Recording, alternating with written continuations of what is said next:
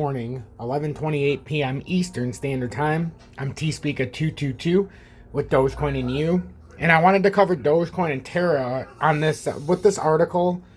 Came out this morning about 3-4 hours ago, and I think it's pretty good.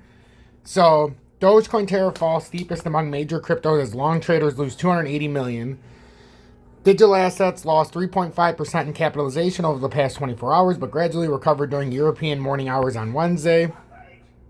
Declining sentiment for cryptocurrencies stemming from a poor economic outlook in broader markets led to market-wide decline on Tuesday that caused hundreds of millions of dollars in losses for traders betting on higher prices, data shows. Bitcoin lost support at the pivotal 40,000 level on Tuesday evening, dropping to as low as 38,121 on Wednesday morning. Before a nominal increase during Asian trading hours, Ethereum fell below 3,000 to as low as 2781. A fall in Bitcoin and Ether led to steep declines in other major assets. In the past 24 hours, Dogecoin fell 10% after a two-day rally, while Terra Luna dropped 7.2%. BNB and Solana's emerged as outperformers, falling just 2% as other assets fell at least 4%. Some 281 million worth of longs were lost to liquidation on crypto track futures, representing 81% of all future trades in the past 24 hours. Liquidation in the crypto market happened when a trader has insufficient funds to fund a margin call or a call for extra collateral damage or demanded by the exchange to keep the trading position funded.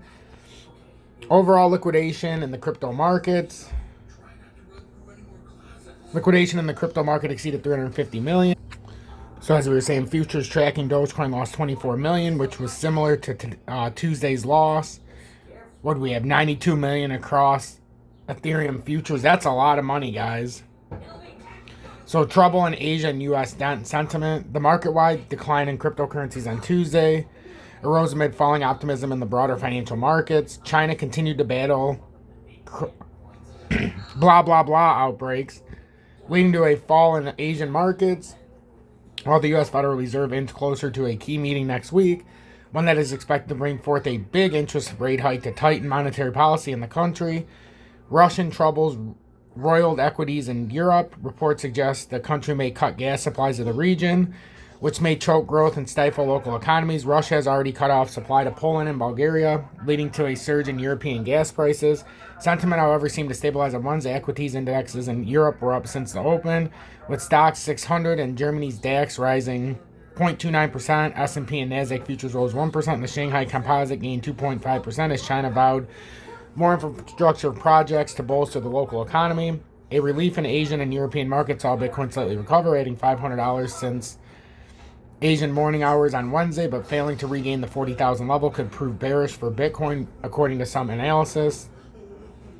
Bitcoin has abruptly fallen below a critical support line, a bearish signal. Alex, senior financial analyst at FX Pro, wrote in an email to CoinDesk. At the same time, the uptrend breakdown failed to be confirmed by buying near previous local lows. Kupchovich, however, noted institutional investors withdrew considerably less capital from crypto exchanges compared with the previous week, citing CoinShare data. The net outflow of funds last week was 7.2 million, although it was down from the previous 2 weeks when investors withdrew more than 231 million, he said. So that was just something I thought you guys could benefit from reading. And now let's start out with the aforementioned Bitcoin. And we don't cover Bitcoin a lot on this channel, but it's always nice to start out with it when we're reading something. So this is the ascending triangle we fell out of. As you can see, we popped back up it briefly. We broke down, and now we're trying once again to get over it. But this seems to be being used as a overwhelming resistance line at 2,867. If we can break that, we come up here to about 2,913 and back test that drop.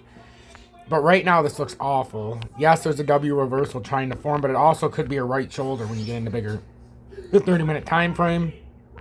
So we need to get some volume, and we need to get over this line. And the 20-day and the 30-minute time frame just happens to be creeping out right there, trying to resist us. So that's not a good sign. Let's cover Doge. Doge is still trying to get over this 20-day. I mean, it's at 14,043. We've just kind of popped over, but we're struggling. Every time we get over it, it keeps resisting us back down. So we're going to see if we can make any kind of move here. If this is just going to keep getting pushed back down. We keep getting high wicks here. And if we can break past this little section, our top end potential right now without a huge volume spike would be 14,375. And if we got a miracle, 14,612. With this kind of volume that's coming in, there's no volume.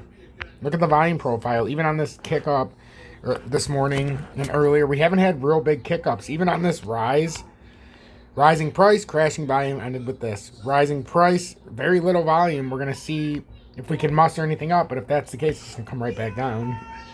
We'll be looking at a 13.30 in the very immediate short term. Ethereum. Again, Ethereum, this is the breaking story right now is every single one of these are below the ascending triangle resist or support line and is using it as resistance. And then the 20-day just happens to be creeping in the area. And right now for Ethereum, it has to get over 28.67. And look what happens. We keep getting rejected by it. Right now we're at 28.63. Again, just under it. And again, it looks like we're pulling down. This could be a bull flag, but with this kind of wick pullback, oftentimes it's going to come down instead of going up. Just a critical few minutes here. But these can also be right shoulders here, and it's using this as resistance, and then it would come all the way back down to at least 2,764. So that's what we have to watch this morning. It's a very, very tight window here, and we're going to end with Shiba. Shiba's in the weirdest spot of all. It never came down to its true support, in my opinion. If you look at this in the bigger time frame, we're on a descending triangle, and even in this ascending triangle that formed, we did hit here, but if we don't bounce around here and come back up here, we're going to end up falling through here with no volume. And then you'd come all the way down here to 1609. So we have a lot to watch, a lot to pay attention to. I encourage you to join the Dogecoin and U Army. Talk to me personally. There's 45 people in our Telegram group. And you get that for free for signing up on YouTube for $9.99 a month.